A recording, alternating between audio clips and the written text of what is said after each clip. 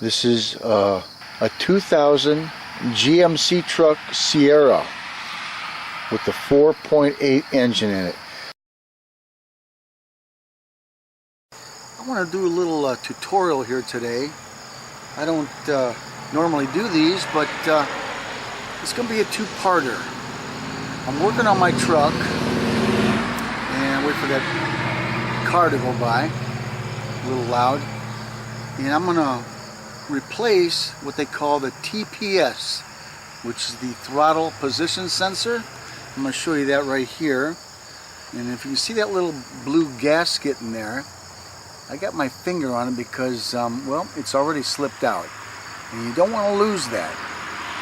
They call that the throttle position sensor, and I've got a code on my truck, and this needs to be replaced.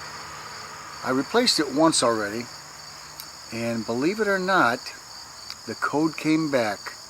So I took it to a muffler shop for diagnosis, and they claim that the brand new one was bad. So we're gonna see. I got it on eBay, and I called up eBay and the person who sold it to me, and they were good enough to send me a brand new one for free. And I'm going to film it for you guys, but I also want to show you something else I did earlier. Okay, you can see these paper towels here, how dirty they are. Very dirty. Let me show you. What I did was I took some what they call denatured alcohol. See that?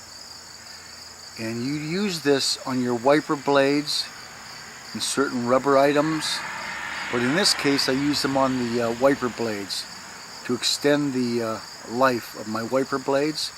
And I want to give a shout out to Scotty Kilmer.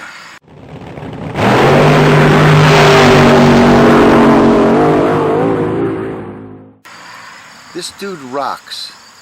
He's all about auto repair, and if you get a chance, go to YouTube and type in Scotty Kilmer. If you have car problems, any kind of problems with your vehicle, he's the man. So I wanted to tell you about cleaning those wiper blades, and the reason those paper towels are so dirty, Scotty recommends that you wipe them with that denatured alcohol until you get all the black stuff off, and that's dirt, grime, road debris. Wipe them clean with denatured alcohol, which I already did, and they're supposed to last longer, the wiper blades, so we'll see what happens. Make sure you clean your windshield real good after you clean your wiper blades. Clean your windshield real good, especially down there where the wiper lies. You know, way down the bottom there when you got your wipers off, they kind of set down in there. Wipe that area real good. Get all that crud off of your windshield, or you don't get your wiper blades dirty real fast. But one other thing I failed to mention is very important. What you want to do, disconnect your negative battery cable, okay? Just in case. You don't want any kind of sparks. Maybe you'll touch a screwdriver against something. You don't need anything shorting out, so be sure and disconnect your battery cable. Okay, we're going to get started on this throttle position sensor, but this black box you see right there, that's actually the air filter, air cleaner. So this right here, you remove this like I already have it removed. Okay, it goes down on there, and that's one thing you'll have to remove. Also, you want to remove it from your throttle body. Let's just start there with that. Okay, but first we're going to get this belt off, and then I'll get deeper into the throttle position sensor. You see where the wrench, the ratchet and socket's on there? That's a 15mm socket, and that there is your tensioner pulley. So I can't hold the camera and release that, but that pulley releases the serpentine belt. So I'll get back to you in a second once the belt is off. But that's your tensioner pulley. But the throttle position sensor, let me show you where that's located. That little black thing right there, if I can get it close up for you. That is the throttle position sensor. So the alternator has to come out of the way. Okay, what you're looking at, that great big round thing, that's the throttle body. Now you can see the belt is off. And that's an important step because you're going to have to take that alternator, loosen the bolts, and you can see one of them down there, so you can pivot the alternator out of the way to get to the TPS, or throttle position sensor, which is right there, that black thing there. I'm sure you can see that there. A little hard to hold the light at the same time, but the little black gizmo there, right there, with that little gray clip on it. The black thing is your throttle position sensor. That's what we're going to remove and replace. These are a couple of the tools that you're going to need. These are Torx bit screwdrivers. That is a 15. Let me show you what it looks like here.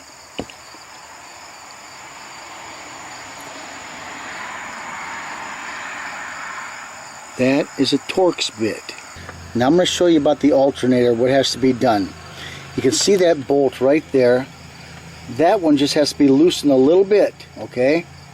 And this one over here has to be completely removed. Let me show you. I already unscrewed it, so it's ready to come out. See there? Alright, so I can take that out, completely out. There you go. And the reason it has to come out is because that alternator will now move up and out of the way. There's your alternator right there. So now you can see I've got the alternator up and out of the way. I'd just like to show you something here. See this little clip? That plugs into the alternator. Right there. I took that out so I could have a little more room. There it is.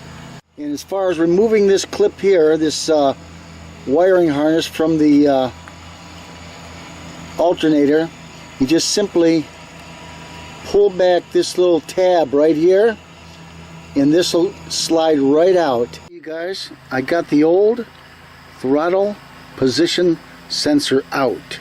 I'm going to show you where it went, where it came out of, and where it's going to go back into. Right in there. Look at that. That's where it goes. If you're going to tackle a job like this, or any job under the hood, you better have the right tools. I got lucky this time. See my little Torx bit screwdriver down there? It was a little too long, so what I had to do was take that bolt. You see where it's misaligned there, where the bolt goes through? So I took the bolt all the way out so I could move the alternator further out, because I couldn't get the screwdriver down in there. So like I said, this bolt goes in there, right in there. That one has to come all the way out for sure. And this one, where that bolt hole is, doesn't actually have to come all the way out, especially if you have a short screwdriver. This is the clip, the electronic connection that goes into the throttle position sensor. Everything under the hood today is computerized and electronics. And this Torx bit, you can see it's a 15. That was used to get the TPS off. This here, carbon choke cleaner, I figure as long as I had the air intake off, you might as well go in here, clean this out real good. I know you can see this here. Let me see if I can show you it move. That butterfly in there. You spray the carb cleaner carbon choke cleaner in there. Let it soak. And sometimes, if you ever notice, when you step on your accelerator, the gas pedal will stick. And this is one reason why, because it's gummed up in there. And you want to go in there and clean that out, which I did real good. Spray it several times, let it dry a little bit, wipe it out, reach way deep down in there, clean it out. This here, we're going to show you where that goes right back in a minute here. This all goes back. This end here goes onto the throttle body, and this end here goes onto the air cleaner, which is right here in that box. That thing you see right there with the white, see if you can see a number on here. Yeah, that's a mass airflow sensor. And some of the tools you need to use, WD-40 is always handy. Of course, your denatured alcohol, like I told you before. And let me show you this here. This was the, I can't see the size on it. Let me see if I can see the size. That was the 15 millimeter, which was used for the belt tensioner to get that loose so you can get the serpentine or fan belt off. And it's off right now, so you can see it right there. This little gauge right here, you put that in the grooves of the belt, and that'll give you some indication of the wear that your belt has. It has about 147,000 miles on it, and really it's, I'm not going to say like brand new, but it's darn close. I inspected it for cracks. It might have some minor teeny little cracks, but nothing that's going to concern me right now. But if you want to, if you have everything apart, you can always just go ahead and replace it. That's how it wraps and winds around for certain engines. That's your serpentine belt. Say we're getting ready to wrap it up. We'll put the belt back on, and here's your alternator. That'll go in there. See if there's anything else I could tell you at the moment here. I don't know. Oh yeah, a flashlight is always handy. This here, it's really nice. It's called a Big Larry. Let me show you this real quick here. And this is a real high-tech kind of light. And on this end's got a magnet. And then, man, that baby is strong. You can pretty much place it anywhere you want, this light. I'll show you one instance. On the hood of my truck, you see it's sticking right there. I'm going to turn it on for you. It's got 3 modes. Here's emergency mode. Here's off. Here's bright mode. It's really bright. It's dim mode and emergency flasher. One other thing you might want to have handy is a magnet, because sometimes you do drop things, and I did drop a bolt on the ground. Good thing I had a magnet. Always good to have. So there we have it. There we have it. And we're going to put that housing back on. And that's a real simple job. Like I say, this end goes here, and this end down here goes onto there. Real easy. I want you to keep in mind, I am not a professional. And this is a GMC 4.8 engine. Here. It's a Vortec. Alright, you guys, we're about ready to wrap this job up. When you're not a professional like me, this is the kind of crap you go through. It's not fun. Oh, Jesus. I had gloves on, but you know what? It's just hard to, get little nuts and bolts off with gloves. So, this is what you do. This is what you get. I'll be back with you in a moment. Alright, gang. I'm going to show you one last thing here, I believe. Seems like I always want to show you something extra, but anyway. I removed the top cover there that says Vortec.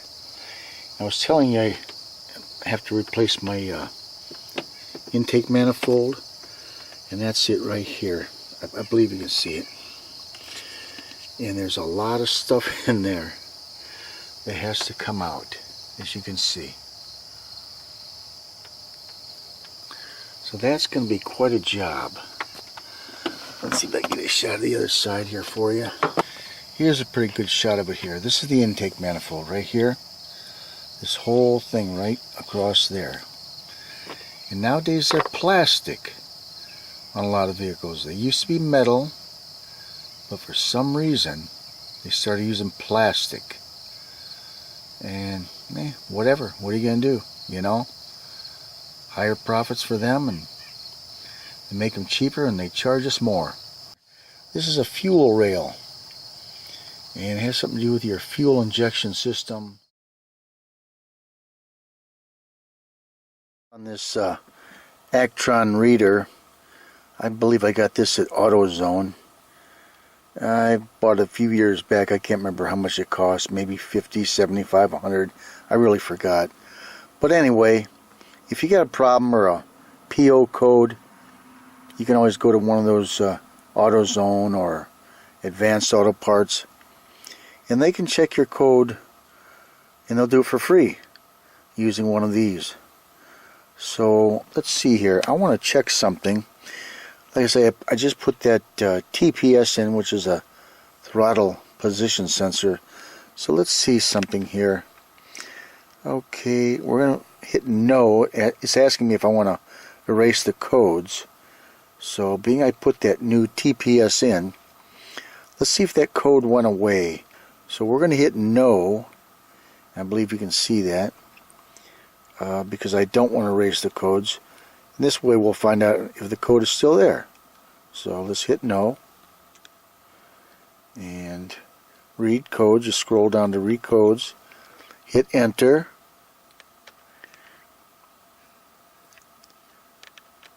It says working.